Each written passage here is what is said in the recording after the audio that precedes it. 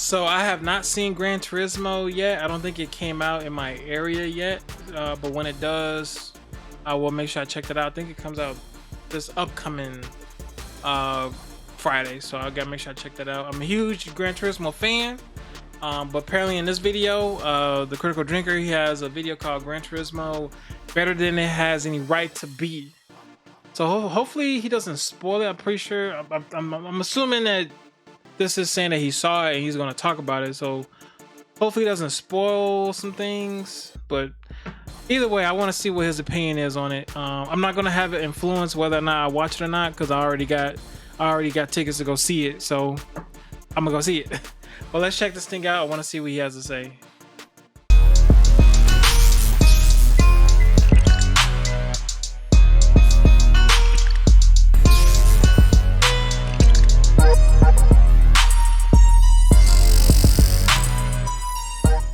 You know, even now, after a string of pretty successful releases, news of another video game to movie adaptation fills me with the kind of low-level dread normally reserved for attractive young women left alone in the company of male feminists. But if you told me that a movie based off a racing simulator of all things would turn out to be one of the best true-life sports dramas I've seen since Ford vs Ferrari, I'd have quite rightly laughed in your face. And yet, that's exactly what Gran Turismo somehow is. I mean, it's not exactly motorsports answer to Rocky or anything. The first 30 minutes feel like an extended advert for all things Sony and Nissan, and I don't imagine it's going to be clearing up at the next Academy Awards, but what it does deliver is a simple, honest, and surprisingly heartwarming story about an underdog thrown unprepared into a whole new world and battling his way through adversity and setbacks to reach the top, helped along the way by a cranky but well-meaning mentor who gradually warms to him. It's a classic story told by a director who knows exactly how to wrap action and spectacle around compelling human drama, and it's made all the more interesting because it's actually based on real events. The movie is told through the eyes of Jan Mardenborough, a teenager from England who spends most of his days obsessively playing Gran Turismo, much to the disapproval of his father who believes he's wasting his life away. But that all changes one day when Jan and a handful of other players get a mysterious message from the good folks at Nissan, revealing that the top Gran Turismo players from around the world have been selected to train as real-life race car drivers. Whoever clinches the top place wins a spot on the Nissan racing team from the upcoming season.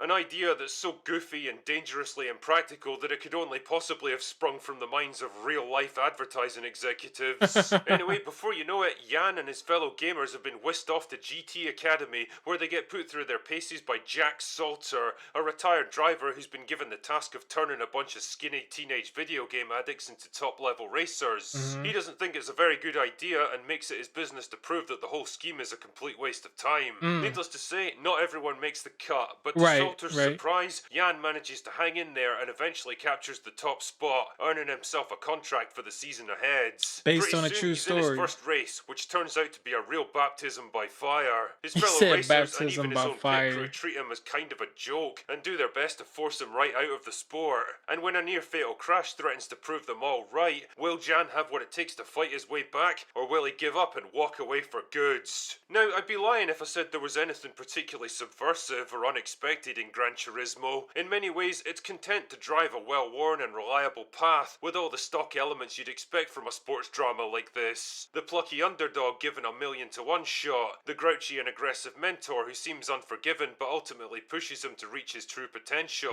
the early success that shows what he can accomplish, the disastrous setback that damages his confidence and forces him to dig deep for a triumphant comeback at the end. It's all here and it all works perfectly well, partly because there's a kind of earnest sincerity to everything that it does that seems almost like a charming throwback to a different era at this point. There's no smug, ironic, self-deprecating jokes trying to undercut every moment of serious drama, no attempt to poke fun at how silly the concept is. The movie wants you to buy into its premise and the people involved in it, so they're taking it a little bit serious than what actually people may claim it to be. Impact. The second reason is the direction. Neil Blomkamp has been a favourite of mine ever ever since District 9 burst onto our screens more than a decade ago, Yeah. but I think ever since then he's struggled to find his niche. Gran Turismo proves that he's absolutely still got it as an action director. The Right. racing scenes are excellent, and he makes liberal use of video game overlays to help the audience keep track of who's in what position.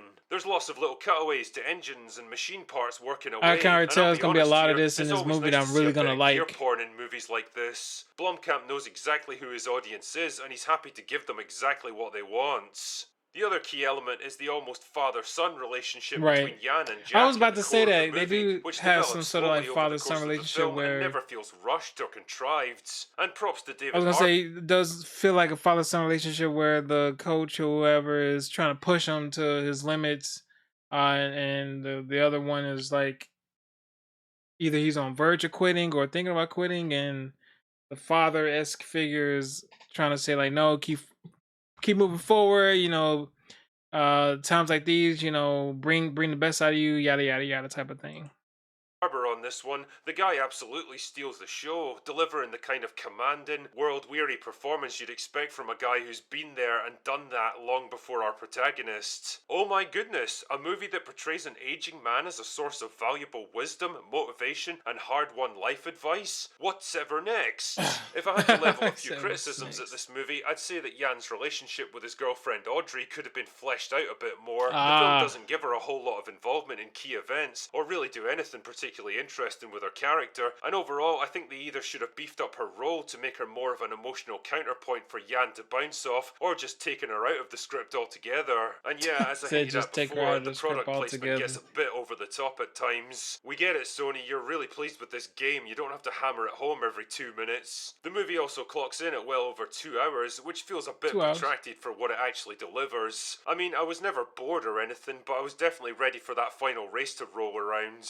Overall though, I have to say that I really enjoyed Gran Turismo. It's a movie Oh, that falls neatly into the category of simple, unpretentious, uncomplicated entertainment that I've come to appreciate more and more in recent years. Not trying to blaze any particular new trails, but happy to walk down well-established ones with confidence and purpose. Coming out at the tail end of the summer movie season, I've got no idea whether it's going to find much success at the box office, but right. honestly, if you need a break from Barbenheimer mania, then you can definitely do a lot worse than this little gem. If you need a break from Anyway, Barbenheimer, that's all I've got for today. Go away now. that's hilarious. He said if you need a break from Barbenheimer. That is hilarious. Yeah, Critical Drinker. He does put his own little spin on his reviews. I know some people may not like his style of the reviews that he does, but it has some benefits, and he shares some good ideas and to how to look at the film in a different way. But I mean, regardless of what he was gonna say on this, I already got my tickets to go see it, and I was gonna plan on seeing it. But I just wanted to see what he had to say on this because it's funny. You gotta admit, Critical Drinker is funny in a lot of the comments and a lot of the statements that he has in his videos. So, yeah, let me know down in the comments what y'all thought. If you like this video, make sure y'all post your comments down below, like and share it with all your friends. Subscribe to the channel for more videos. Make sure y'all give this video a thumbs up. Jay Anchor on it down for 100,000 subscribers, and Jay Anchor is out. I will be giving away $200 Amazon gift cards when this channel reaches 30,000 subscribers. All you have to do to enter is drop a like on this video, be subscribed to the channel, and turn on your notifications so you don't miss any uploads. And in the comment section, let me know why you want to win the $200 Amazon gift card and include your Twitter handle. The winner will be announced once the channel reaches 30,000 subscribers.